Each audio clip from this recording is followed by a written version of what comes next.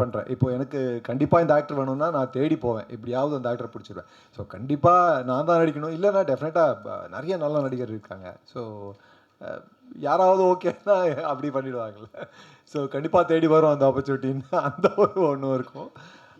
இல்லைனா சில இடத்துல மிஸ் ஆகிடும். சில வாட்டி ஏதோ ஒரு வேலையில் இருப்போம், இல்லை ஷூட்டிங்கில் இருப்போம்.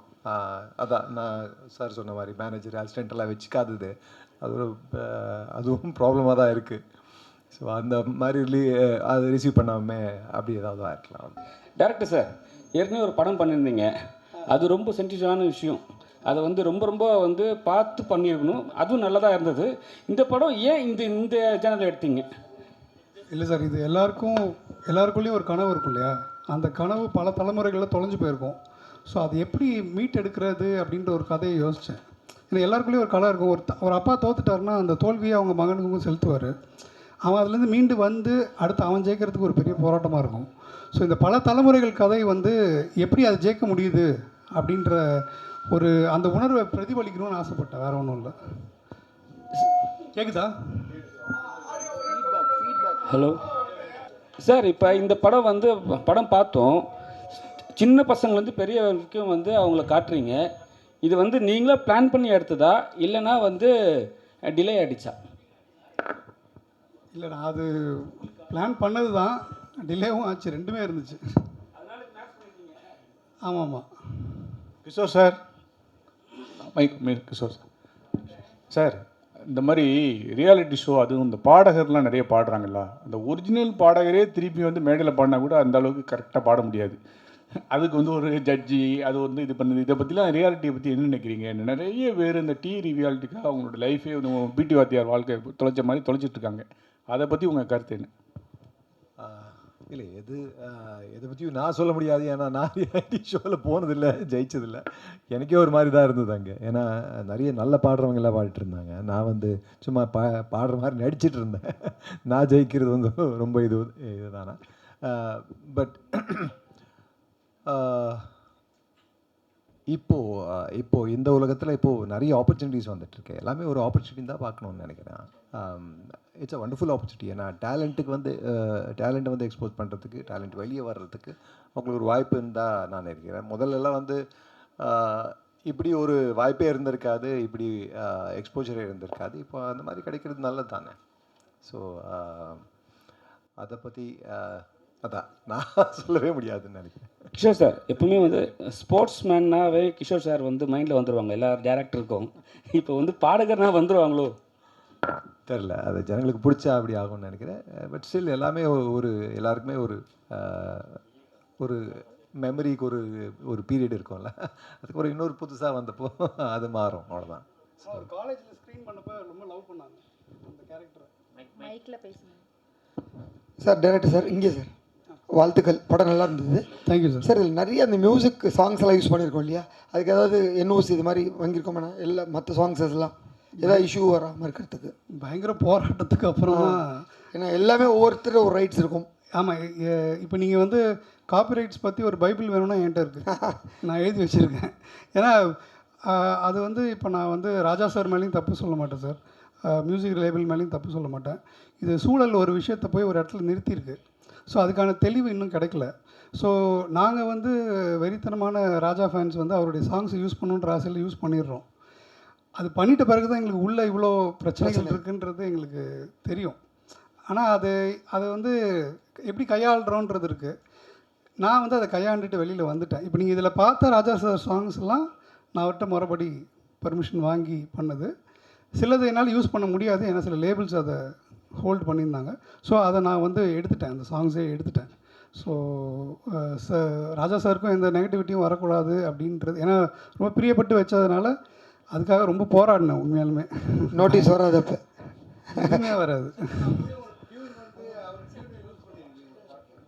அது பர்மிஷன் வாங்கினது.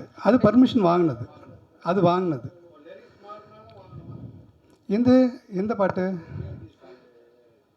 அது வேறு, அது டோட்டலாக மாற்றிட்டோம், சாங்கே மாற்றிட்டோம் சார். இல்லை அது இல்லை, அது மியூசிக் அது இல்லை சார். சந்தத்துலேருந்து எல்லாமே வேறு, டோட்டலாக டிஃப்ரெண்ட் சாங் அது.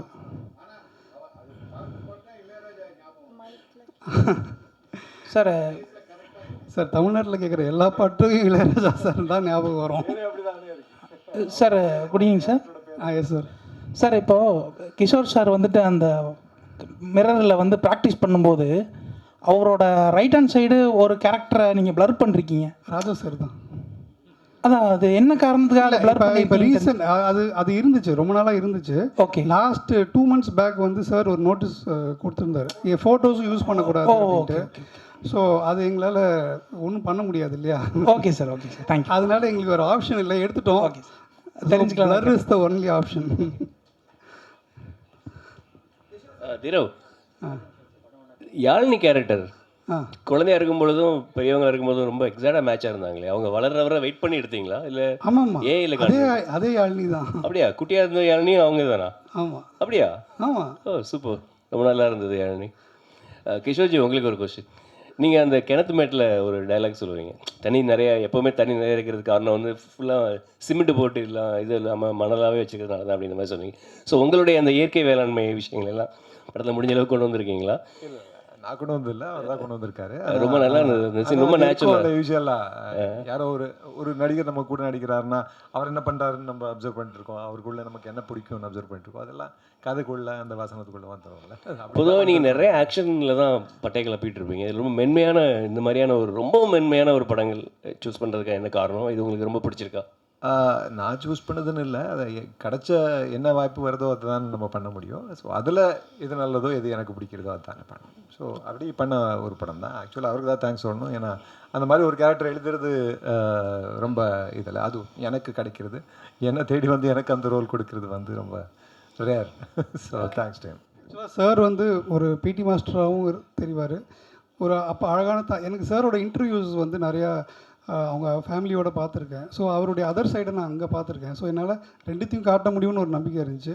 இன்ஃபேக்ட் ஷூட்லேயே வந்து பார்த்திங்கன்னா, ஷூட் போயிட்டுருக்கும் போது ஒரு மாடு போய் மாட்டிக்கிச்சு. சார் போய் தான் அந்த மாடை பிடிச்சி தண்ணிலாம் கொடுத்துட்டு வந்தார். ஞாபகம் இருக்கா சார்? மறந்துட்டிங்களா? சாருக்கு அது நேச்சுரலாகவே இருக்குது. ஸோ அதனால் அந்த டைலாக் வந்து எனக்கு அங்கே வைக்கணும்னு ரொம்ப பிரியப்பட்டேன். ஏன்னா அவருடைய பிரதிபலிப்பாக அது இருக்கும் அப்படின்ட்டு. உங்கள் ஃபஸ்ட் படத்துலேருந்து இந்த படம் வர ஒரு இந்த செயற்கை கருத்தரிப்பு, இந்த தாய்மை அடைகிறது, இந்த விஷயங்கள்லாம் ரொம்ப இம்பார்ட்டன்ஸ் கொடுக்குறீங்கன்னு எனக்கு தோணுது. ஏன்னா அதில் சாங்கில் கூட ஒரு பொண்ணு ரூமில் வந்து நிற்பாங்க, ஆமாம், அவங்க ஹஸ்பண்ட் வருவார். இயற்கை லவர் வந்து நேச்சர் லவர். அது உங்களுக்கு ரொம்ப பிடிக்குமா? அது எல்லாருமே இயற்கை லவர். ஐ மீன் சார், நீங்கள் இப்போ ஒரு அழகான இயற்கை சூழ்ந்த இடத்துல போய் நிற்கணும்னா நீங்கள் பிரியப்படுவீங்களா மாட்டிங்களா? அது நான் எல்லா இடத்துலையும் இருக்கணும்னு ஆசைப்பட்றேன், அவ்வளோதான். நம்மளை சுற்றி இயற்கை மிகுதியாக இருக்கணும், செயற்கை கம்மியாக இருக்கணுன்றதில் ரொம்ப தீவிரமாக இருக்கேன் நான். வாழ்த்துக்கள். கிஷோர் சார், ஓடிடி பாலு எந்த லாங்குவேஜில் நிறைய படங்கள், நிறைய வெப் சீரிஸ் பண்ணிகிட்டே இருக்கீங்களே, இப்போ ஒரு பிஸியான இதாக இருக்கீங்க, தமிழ் படங்கள் குறைவாக இருக்கா இப்போ உங்களுக்கு? அப்படிலாம் ஒன்றும் இல்லை சார். அது சில வாட்டி அப்படி தான், சினிமா அப்படி தானே, வேலை இருந்தால் கண்டினியூஸாக வேலை இருக்கும், இல்லைன்னா என்னது வேலையே இல்லையா, நீங்கள் எதுவும் விதை போட்டுட்டு உட்காந்துருப்போம். ஸோ இல்லை, ஆஃபர்ஸ் எதுவும் வரலையா? இது மாதிரி இருக்குது சார், நடந்துகிட்டே இருக்குது. ஷூட் போயிட்டே இருக்குது. அது ரிலீஸ் ஆகிறது சிலது லேட் ஆகும், சிலது உடனே ரிலீஸ் ஆகும், அப்படி கேப் வரும்னு நினைக்கிறேன். தேங்க்யூ. கிஷோர் சார், இது வந்து கிஷோர் சார் வந்து நாங்கள் நிறைய டைம் பார்த்துருக்கோம். வெற்றிமாறன் கூடவே பயணம் பண்ணுவார். இப்போ அரசன் படம் வந்து வந்திருக்கு. ஸோ அவர் கூட வந்து நீங்கள் பயணம் பண்ணுறீங்களா இல்லை எப்படி? இன்னும் தெரியல, அதை ஷூட் பண்ணதுக்கப்புறம் தான் தெரியும். இல்லை அது நடிக்கிறீங்களா?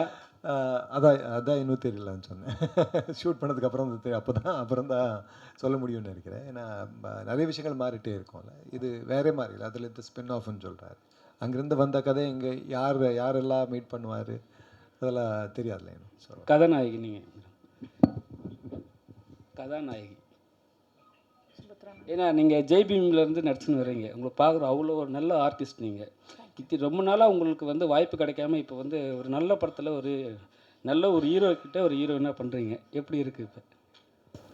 ஹீரோயினாக எந்த கேரக்டர் இருந்தாலும் I enjoy doing it. Heroine அப்படி இல்லை, வாய்ப்பு வந்துட்டு தான் இருக்குது. நான் கொஞ்சம் ஒரு வருஷம் வந்து வேறு வேலை பண்ணிக்கிட்டு இருந்தேன். ஸோ அதனால பிரேக் எடுத்திருந்தேன். பட் ஐ என்ஜாய் டூயிங் அது ஒரு நாள் ஷூட்டாக இருந்தாலும் சரி, இந்த மாதிரி லீட் ரோடாக இருந்தாலும் சரி, enjoy my job. Sir, director sir, இப்போது சார் வந்து பிடி மாஸ்டர் இருக்கனால அவர் சிங்கர் ஓரியன்ட்னால அதை மெயினாக காமிச்சிட்டிங்க சார். இப்போ சுபத்ரா அவங்க வந்து அவங்க ஃபேமஸானதே அந்த கிளாஸ் தான், பரியரும் பெருமாள். அது அவங்களுக்கு எந்த ஒரு கிளாஸ் இனிமே இல்லையே, அது எதனால் அதனால் எடுத்துகிட்டு எடிட் போயிடுச்சுங்களா எப்படி? இல்லை, கிளாஸ் சீனாக எதுவுமே இல்லை. அந்த தேவதை டீச்சர் ரெஃபரன்ஸே இருக்கும். ஓகே, அதான் வெறும் டீச்சர்ஸ் ரூமில் இருக்க மாதிரி தான் காமிச்சிருக்கீங்க. ஆமாம், அவங்க கிளாஸ் ரூம் இல்லை சார். கதை அங்கே இல்லை சார். கதை வந்து அங்கே இல்லை. கதை வந்து வீட்டுக்கு நிறைய class. அப்புறம் எடிட்டருக்கு ஒரு கேள்வி சார். நான் தான் சார். நீங்கள் எடிட்டர் சார். இப்போ எங்களுக்கு நாங்கள் பார்க்கும்போது ஒரு சீன்லேருந்து பாஸ்ட்லேருந்து ப்ரெசென்ட்டுக்கு போகும்போது டக்குன்னு ஜம்ப் ஆகுது சார். ஏன்னா ஆப்ஜெக்ட்லேருந்து போயிருந்தால் கொஞ்சம் இன்னுமே பயங்கரமாக இருந்திருக்கும்னு ஃபீலாக இருக்குது சார். அது எதனா எப்படி என்ன? இல்லை சார், சில சேலஞ்சஸ் இருந்துச்சு சார் எனக்கு. இந்த சிலது வந்து சாங் நரேட்டிவாக எடுத்திருந்தேன். இந்த காப்பிரைட் இஷ்யூனால ரிமூவ் பண்ண வேண்டிய ஒரு கட்டாயத்தில் இருக்கும்போது சில சேலஞ்சஸ் எனக்கு இருந்துச்சு. அந்த சேலஞ்சுக்கு உட்பட்டு தான் நான் ஒர்க் பண்ண முடிஞ்சுது எனக்கு. ஏன்னா லாஸ்ட் மினிட்லேயே ஒரு 5 சாங் போயிடுச்சு எனக்கு. அதுக்குள்ளே சீன் நான் எழுதி சீனும் க்ரியேட் பண்ணி வச்சுருந்தேன். ஸோ அது போகும்போது எனக்கு கொஞ்சம் சேலஞ்சிங்காக இருந்துச்சு அது. சார், நீங்கள் எல்லாம் ரொம்ப நேரம் வெயிட் பண்ணியிருக்கீங்க. இந்த படத்துக்கான காரணம் என்னென்னா சார், இந்த உலகம் ரொம்ப நெகட்டிவிட்டி நிரம்பி இருக்குது சார். ஸோ அன்பு தொலைஞ்சு போயிட்டே இருக்குது சார். ஸோ அன்பு இந்த அண்டம் இப்போ ரொம்ப அதிகமாக தேட ஆரம்பிச்சிருச்சு, நெகட்டிவிட்டி அதிகமாக இருக்கிறதுனால. ஸோ அந்த அன்பை பிரதிபலிக்கிற ஒரு படமாக இது இருக்கணும்னு நான் ஆசைப்பட்டேன். அது எவ்வளோ முடியுமோ என்னால் அதுக்கான எஃபர்ட் போட்டு பல தடைகள் இருந்துச்சு, பல காப்பிரைட்டுகள் இருந்துச்சு, நடுவில் கோவிட் இஷ்யூஸ் வந்துச்சு. இதெல்லாம் தாண்டி இந்த படத்தை போய் சேர்த்துடணும் அப்படின்ற அந்த ஒரு முனைப்பு எனக்குள்ளே இருந்துக்கிட்டே இருந்துச்சு. ஸோ அந்த ஊந்துதலும் அந்த தன்னம்பிக்கையும் தான். ஸோ இது எல்லாத்தையும் தாண்டி நான் ஒன்று எழுதிட்டேன், நான் அதுக்காக ட்ராவல் பண்ணுறேன் அப்படின்றது ஒரு பெரிய விஷயம் இல்லை. முழு டீமுமே என் கூட ட்ராவல் பண்ணாங்க கிட்டத்தட்ட 7 வருஷம். ஸோ இந்த அன்பு இருக்கு இல்லையா, இந்த அன்பு தான் நான் வந்து மக்கள்கிட்ட சொல்லணும்னு ஆசைப்பட்றேன். கிஷோர் சார்,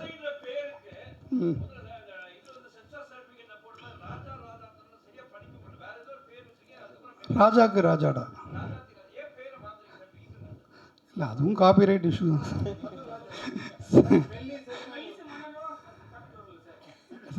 அது வராது. கிஷோர் சார் ஒரு நிமிஷம். கிஷோர் சார், சார் நான் மறுபடியும் சொல்கிறேன் சார், ராஜா சாரோட பெரிய தீவிர ஃபேன் நான்.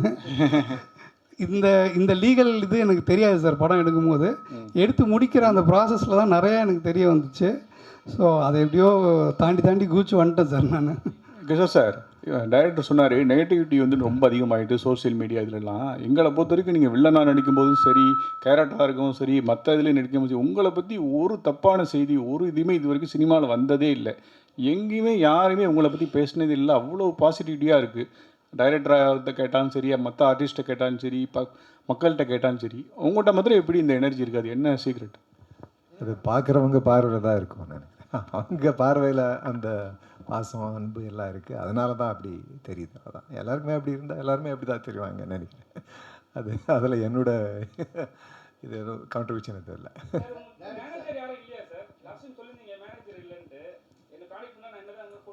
இருக்காங்க சார், நான் தான்.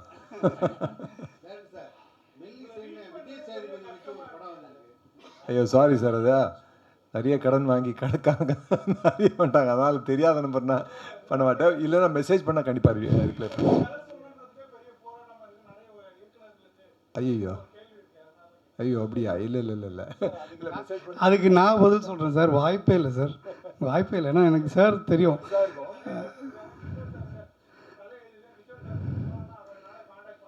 இல்லை சார், அது எனக்கு தெரிஞ்சு அது வாய்ப்பு ரொம்ப கம்மி. அதான் சார் வெற்றிமாறன் சார் சொல்லுவார், Kishore sir is by philosophy is a Gandhian but by action is a communist.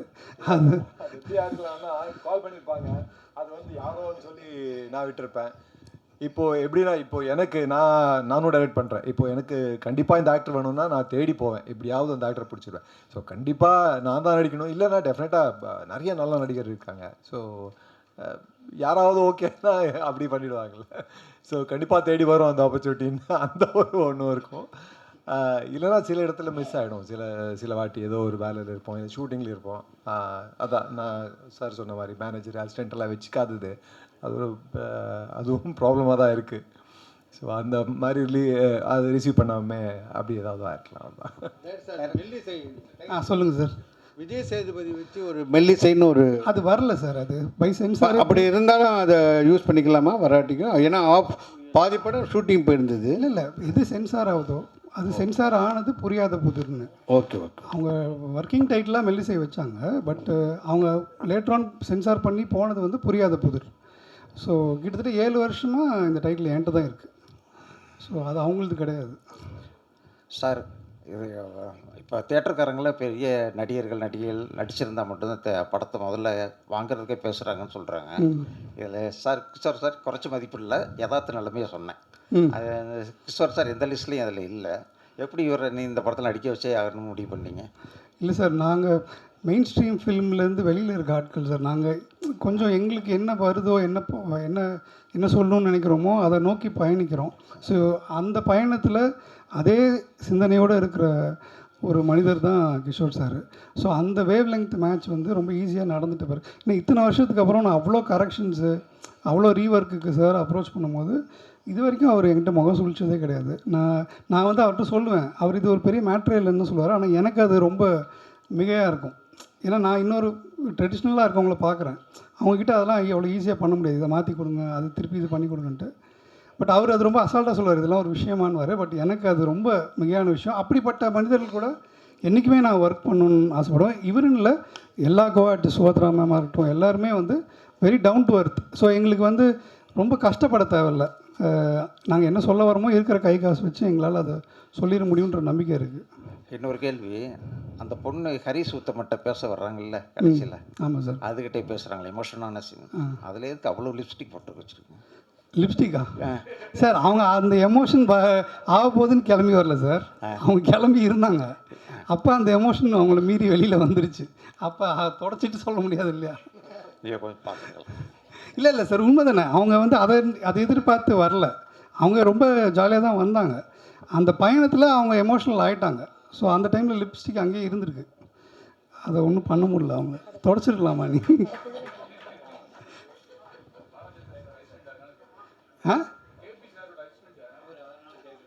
இல்லை சார், நான் வந்து உண்மையாக தான் சார் சொன்னேன். நான் அதை வந்து அஃபென்சிவாக தான் சொல்லலை.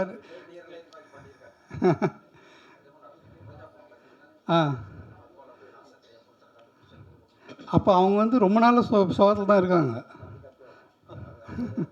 அதான் அவங்க ரொம்ப நாள் சோகத்தில் இருக்காங்க சார், புருஷன் தொலைஞ்சிட்டாங்க. பட் இவங்க ஜாலியாக தானே வந்தாங்க. இவங்க அன்றைக்கி அவங்க டான்ஸ் கிளாஸ் போட்டு வந்தாங்க. பட் அந்த வீடை பார்த்தோன்னே அவங்களுக்குள்ளே இருக்க அந்த நினைவுகள் வந்து அவங்கள எமோஷ்னல் ஆக்கிடுச்சு.